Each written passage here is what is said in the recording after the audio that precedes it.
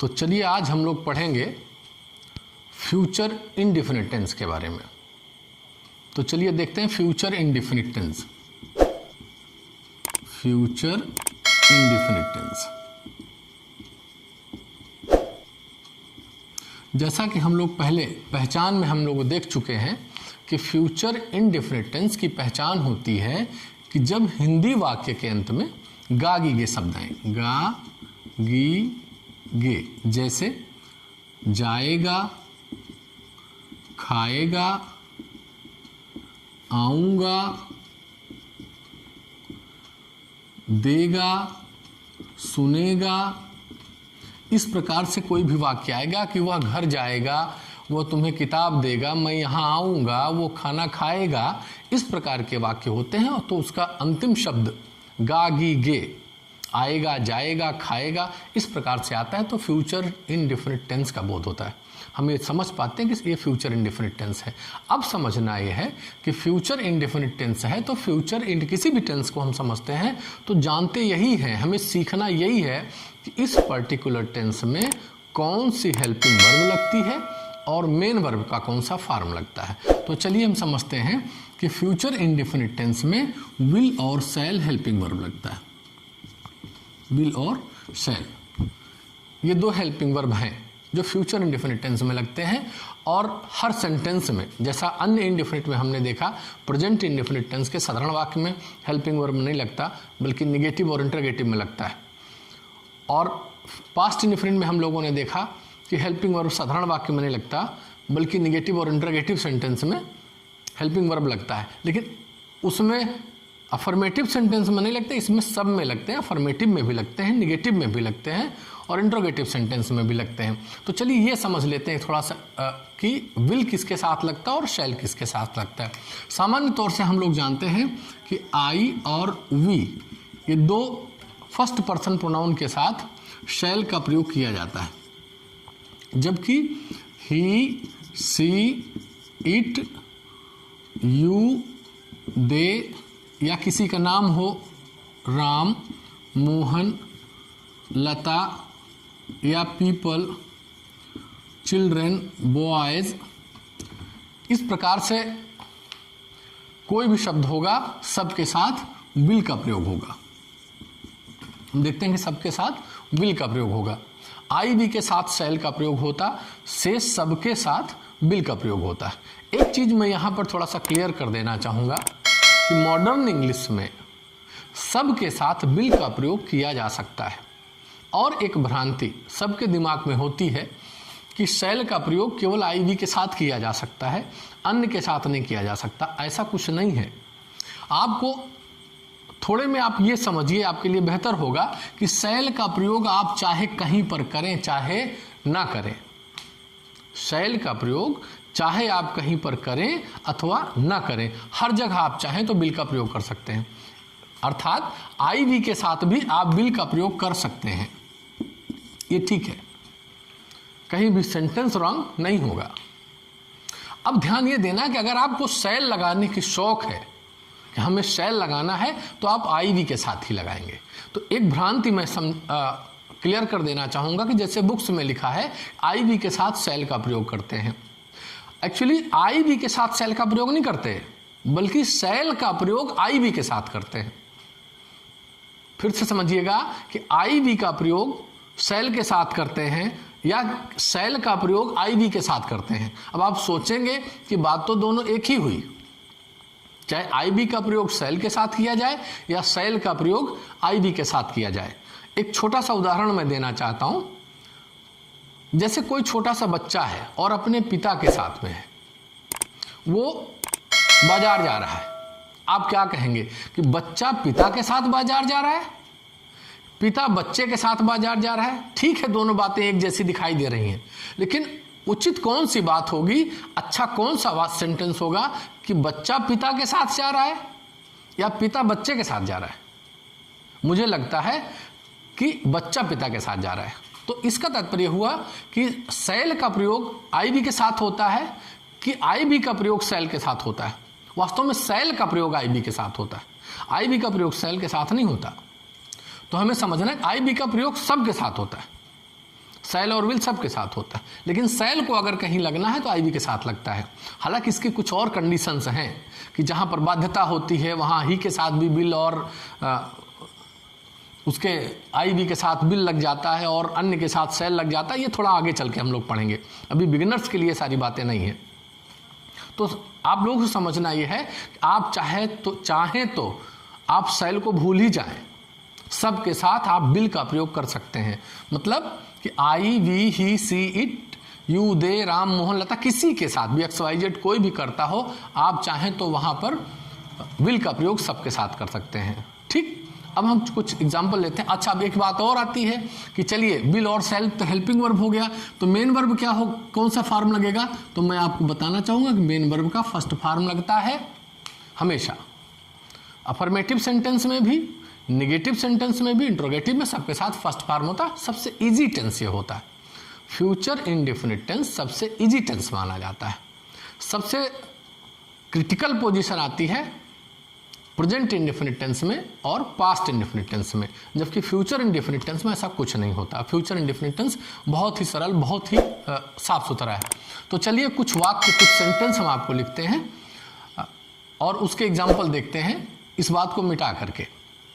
आप चाहें तो इसमें से कुछ नोट करने लायक हो तो आप नोट कर सकेंगे कि फ्यूचर इंडेफिनिट टेंस में हेल्पिंग वर्ब विल शैल होता है, मेन वर्ब का फर्स्ट फॉर्म लगता है और इसकी पहचान जाएगा, खाएगा, पिएगा, सोएगा, हंसेगा, गागी गे करके होता है। आईवी के साथ शैल का प्रयोग आवश्यक नहीं है, मैंने कहा आप सब आईवी के साथ भी विल का प्रयोग या सबके साथ विल का प्रयोग, इतनी सी बात अपने दिमाग में आपको बैठाना है और या कुछ पॉइंट आप चाहें तो इसमें से नोट कर सकेंगे।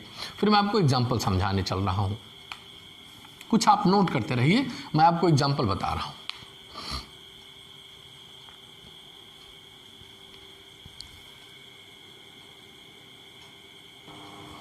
तो चलिए ये कुछ सेंटेंस हमने आपको लिखे हैं उदाहरण के तौर पे और हम लोग इसको समझते हैं कि जैसे वह पढ़ेगा, वाक्य के अंतिम शब्द को देखते हैं गा, वह पढ़ेगा, तुम बोलोगे, वे क्रिकेट खेलेंगे, मैं सोऊंगा, वे सब खाना खाएंगे, मोहन अपने पिताजी के साथ दिल्ली जाएगा, मैं तुम्हारी सहायता करूंगा, अब चपरासी घंटी बजाएगा।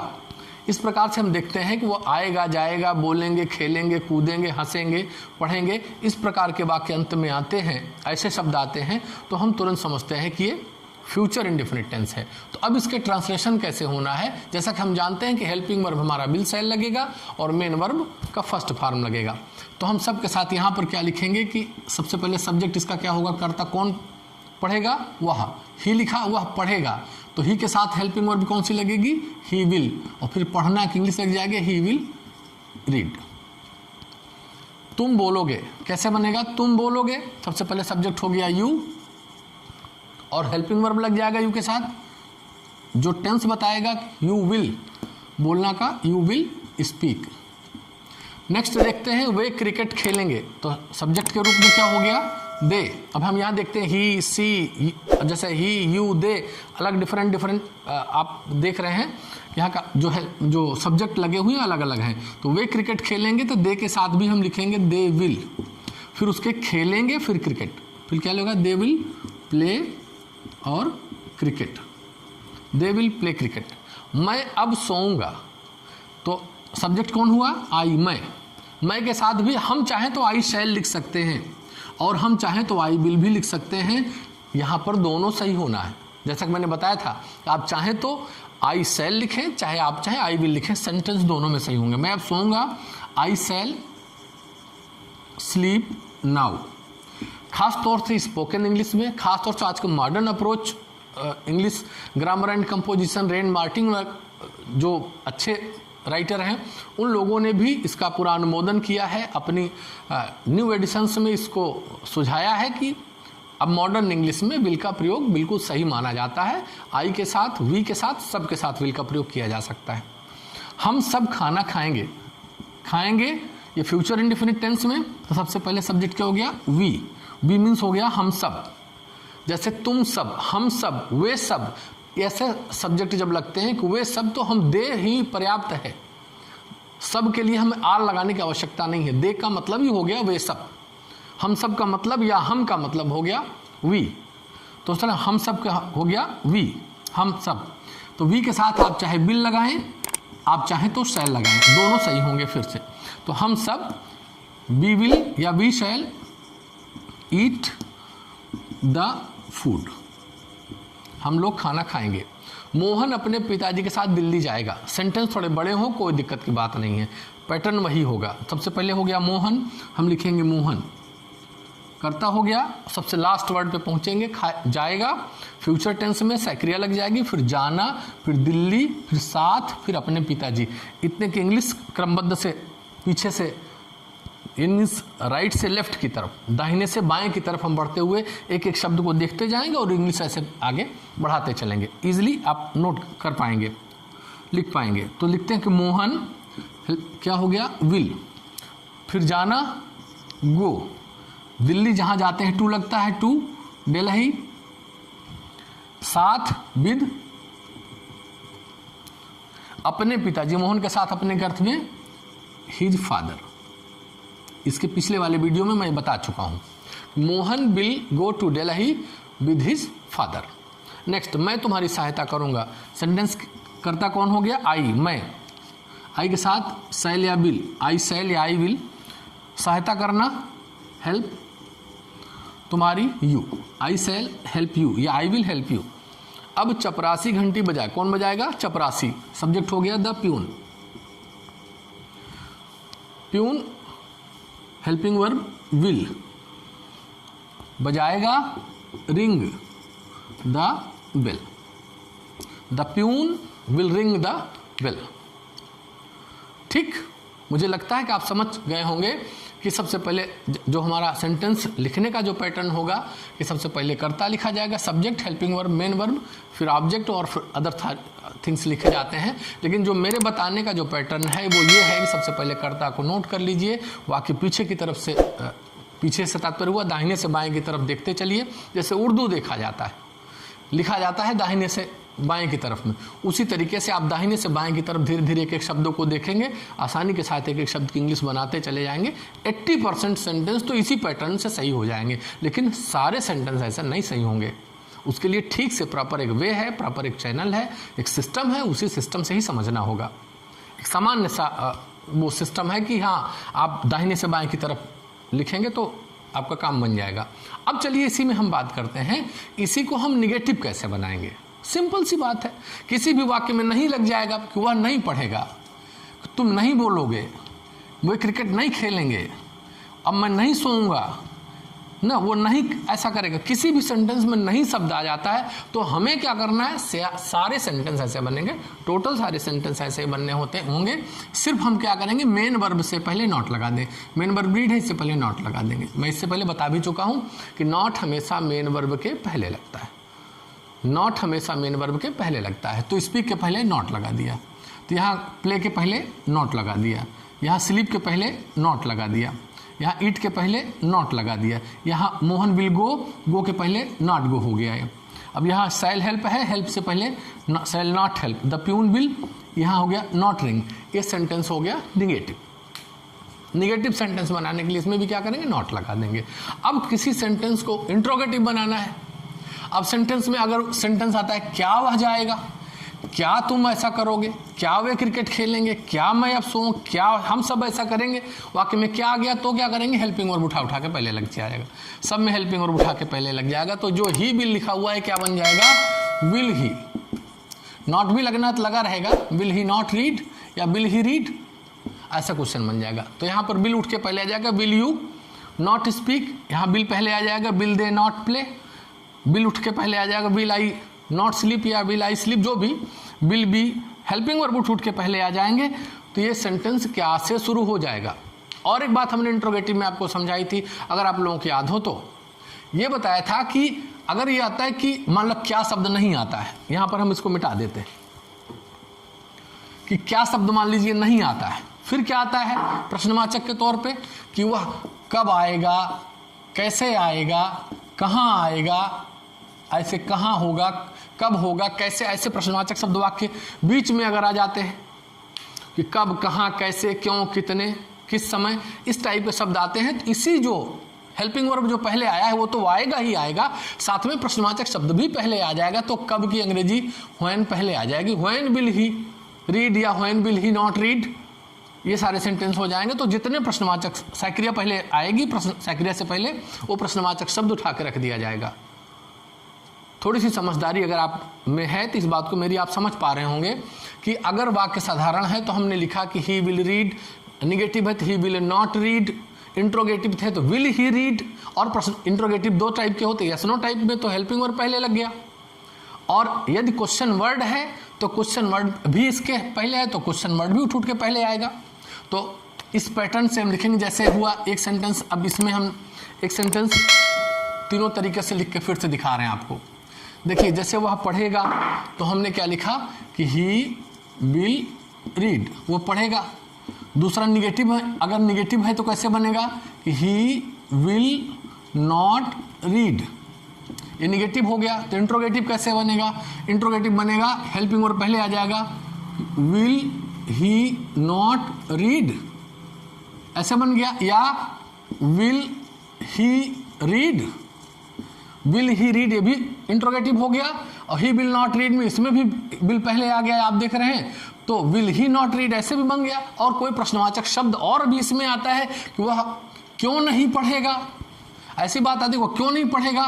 तो जो आप लिख रहे हैं कि विल ही नॉट रीड, इसी में क्या लग जाएगा कि व्हाई, और पहले लिख दिया व्हाई फिर विल तब he not read, why will he not read, ऐसे करके शब्द आ जाएंगे, सेंटेंस बन जाएगा कि विल ही नॉट रीड, क्या वो नहीं पढ़ेगा। अगर क्वेश्चन पूछता है कि वह क्यों नहीं पढ़ेगा, क्यों शब्द भी उसमें आया तो क्यों को वाक्य पहले लिख लेंगे, why will he not read. तो इस प्रकार से हम देखते हैं कि अफर्मेटिव, निगेटिव और इंट्रोगेटिव तीनों में हेल्पिंग वर्ब लगते हैं, और मेन वर्ब का फर्स्ट फॉर्म लगता है, और पैटर्न सेंटेंस को बनाने का वही जो पहले था वही अब भी है और आगे भी ऐसे ही रहेगा, कोई नया नियम और नहीं लागू होगा। कुछ एग्जाम्पल हम और लिख करके आपको बता रहे हैं, पहले इसको आप चाहें तो नोट कर सकते हैं।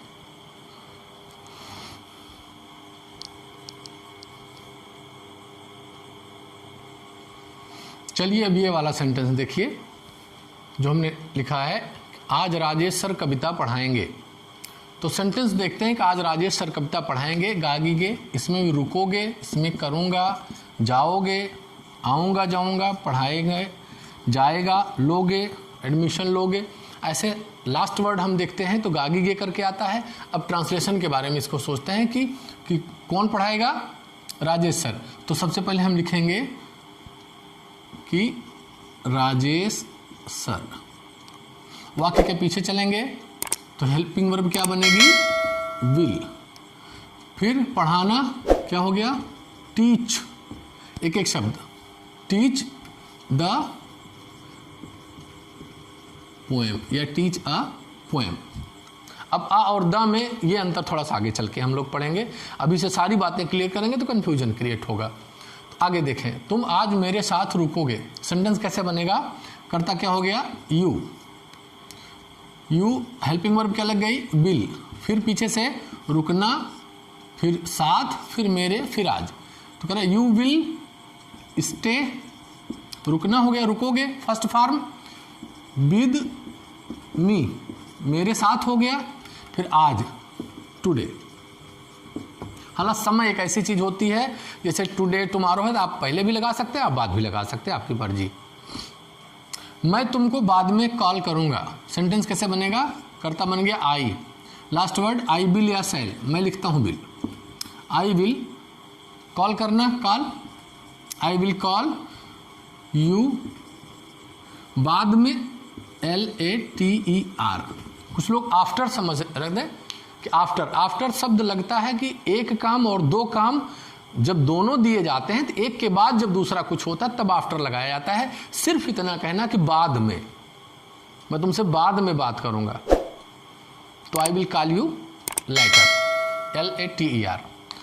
तुम कल कहाँ जाओगे, क्वेश्चन हो गया, कहाँ जाओगे, गागी के फ्यूचर टेंस हो गया, फ्यूचर इंडेफिनिट में। अब फ्यूचर इंडेफिनिट टेंस है, कहाँ जाओगे, तो हम सबसे पहले वेयर को पॉइंट कर लेंगे कि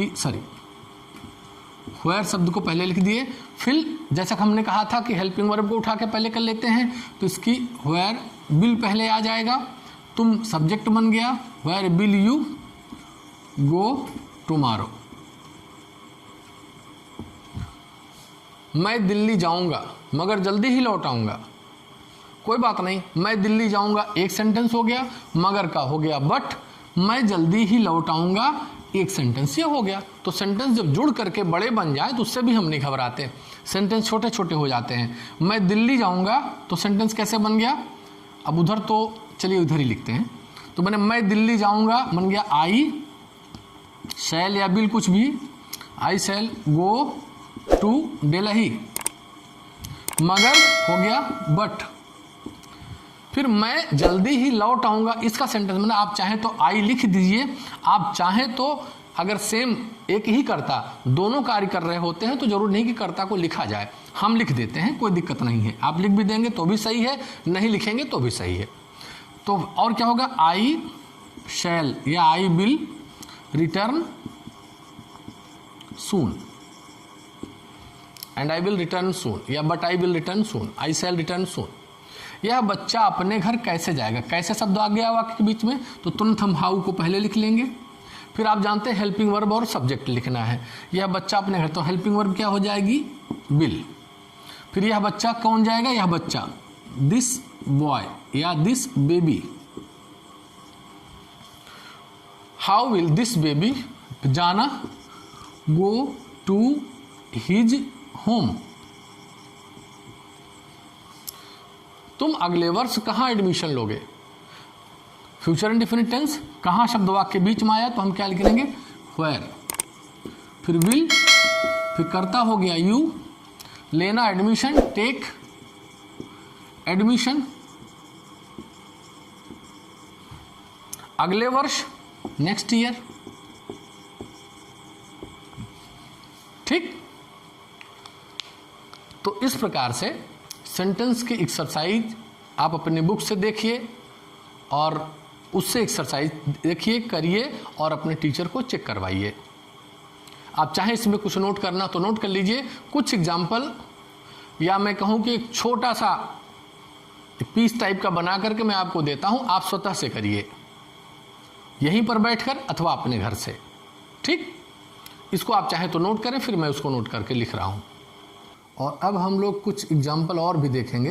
देखिए हमने नोट किया है, जैसे टिंकू का विवाह अगले महीने में होगा, शादी विवाह के उसमें कौन कौन से शब्द लगते हैं तो वो थोड़ा समझिएगा। जैसे विवाह, बारात, दूल्हा, दुल्हन, बाराती और इस टाइप के ऐसे शब्द यूज करते हुए हमने सेंटेंस को बनाया कि वह तुम्हें भी निमंत्रण भेजेगा, उसकी शादी में 200 बाराती होंगे, क्या हम लोग विवाह के 2 दिन पहले उसके घर पहुँचेंगे, तुम नहीं आओगे क्या, क्यों नहीं आओगे, क्यों नहीं आओगे अर्थात तुम क्यों नहीं आओगे, मैं तो ज़रूर आऊँगा, ये सेंटेंस हुआ। उसकी शादी में कौन नहीं जाएगा,